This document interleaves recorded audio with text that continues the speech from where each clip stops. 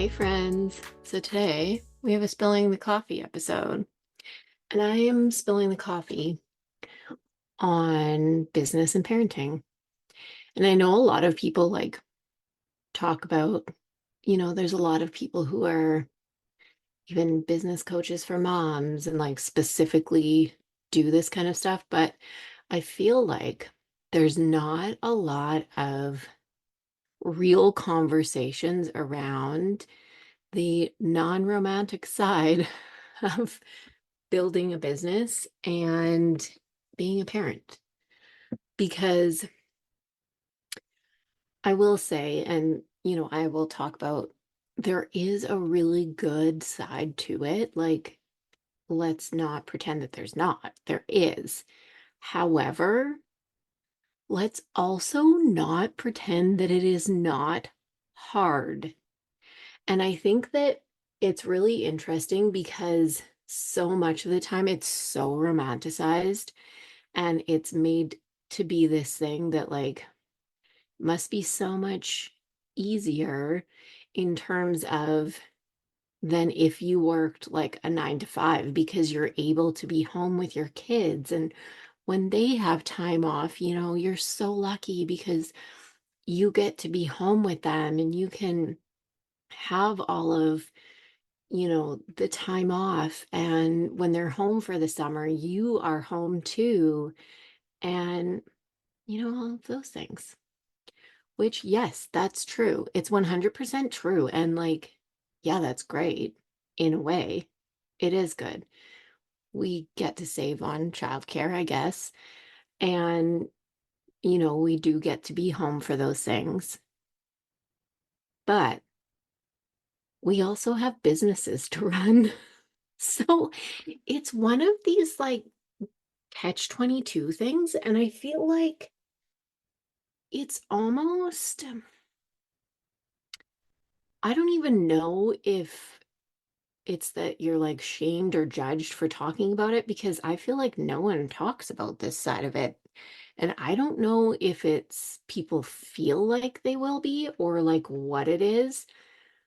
But the fact is, it's fucking hard to, also have to do everything that you have to do for your business when your kids are at home. It truly is. And, this week, for example, my kids were off. My kids were off for the week. And, your kids might have been off too. It's kind of like Easter break, spring break. I don't know what you call spring break, and it's different in different places. We have a break in February too. I'm in Canada, so we have a break in February, and then we have a break around Easter. So my kids had last Friday off, and then a full week after that, and they go back on Monday. So they'll be back in school when this comes out. That Monday they're back. Not counting down the days at all. Just kidding. I'm not, but it means that they're home this whole time. And it's not you know, I don't want to just sit them in front of whatever, their phone or the TV or whatever, and be like, well, watch this while I work all day. And I'm not that isn't even meant to be a judgmental comment because at the same time, you have to do what you have to do sometimes to get shit done. And I feel like that's the thing that people don't understand is that you have to still run your business. There's things that you have to do. And this week for myself, I had a shit ton of calls. I had a lot of calls every day. And it's not like someone else can show up for them. If you are a coach or a consultant or you are the one that run calls in your business, if your business model is one where you do calls, um, you kind of have to be the one to show up for them. You can't have someone else that's doing that unless you have, uh I don't know, I guess someone else that helps you with that. I don't know. But like generally, we have to do this. Like you have to be the one. That's, you can't just not do that. And then there's also the other things like the marketing, making content, just the regular things that you do to run your business. And you're trying to like, you know, get your kid to do a goddamn diamond picture or something. That's what I was trying to get Alexandra to do. Oh man, a diamond picture, draw a picture, play with your Barbies, play with your dolls, do something. Not talk to me while I'm on a call with someone because you forget that I'm on the call with someone and I can't have a full conversation with you at the same time. That would be good. Oh my gosh. But like that's the reality. That is literally just the reality of things.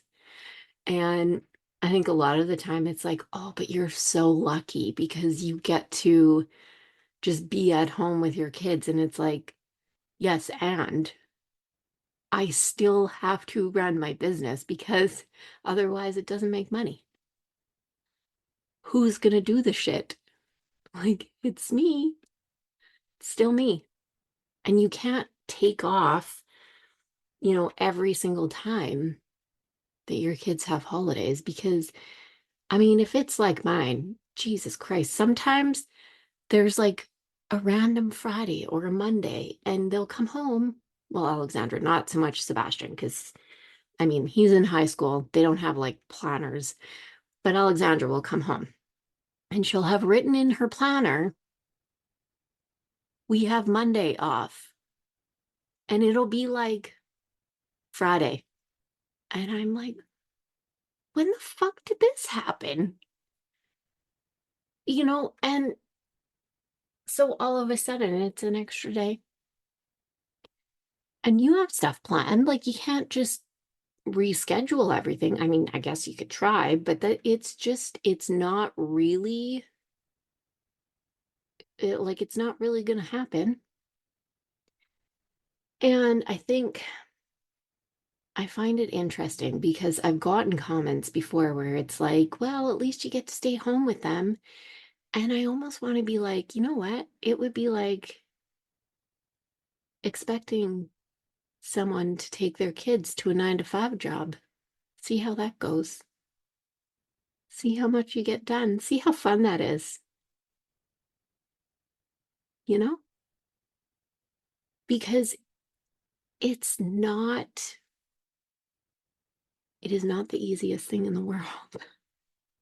And yes, there's tons of flexibility. And I absolutely would not trade this for anything else. Don't fucking get me wrong, because this is the other thing, and this is another reason why I think a lot of people don't want to talk about this, is because then people are like, well, you could just go back to work, then you have a choice. And it's like, no, you don't.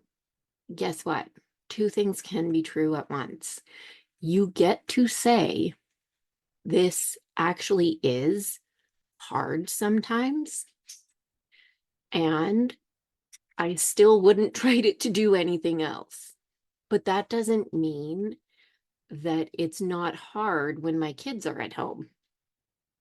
Like those things don't just cancel each other out. And that's where I think some of this kind of gets mixed up. There's so many things like this in business, in life, where, it's got to be one way or the other. Like it's never this two things can be true at once. And guess what? Two things can be true at once. And this is a case for it. And I've had so many conversations with my friends, with clients, with different people about this who are like so on the same page, because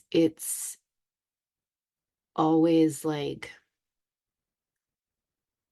I don't know, it's always talked about the, you know, best parts of it and never talking about that it's also can be hard at the same time. And I hate that, like, I don't want to be like negative about things, but I think that it's just a real conversation to have, because again, yeah, it is good, but it's also really hard because you're the one that has to, fit everything around what's going on with the kids. And that's just not easy. So it's kind of what I got to say about that. I feel like this is a bit of a shorter one, but um, basically it would just be me ranting about the same thing over and over. So that is that. My last episode where I did it with M, we kind of went into like the same thing, but also with the like neurodivergent side of things because we both have ADHD. Our kids have ADHD, and that throws in like a whole different thing. And well, I'll touch on this for just a second here as well. That that is something that makes it much different, I feel like. Um,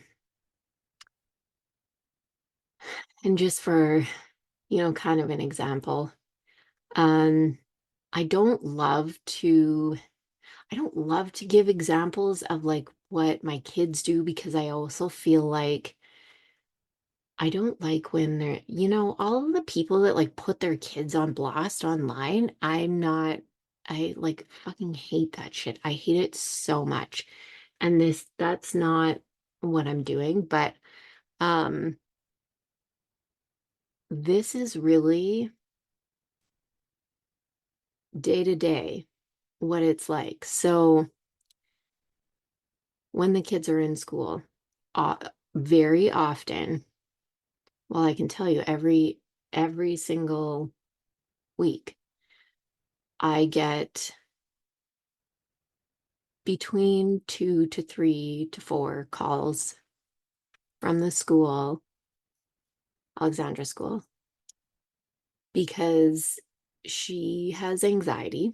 Her ADHD is very bad, and that also plays into her anxiety. And she kind of mistakes her anxiety for feeling sick.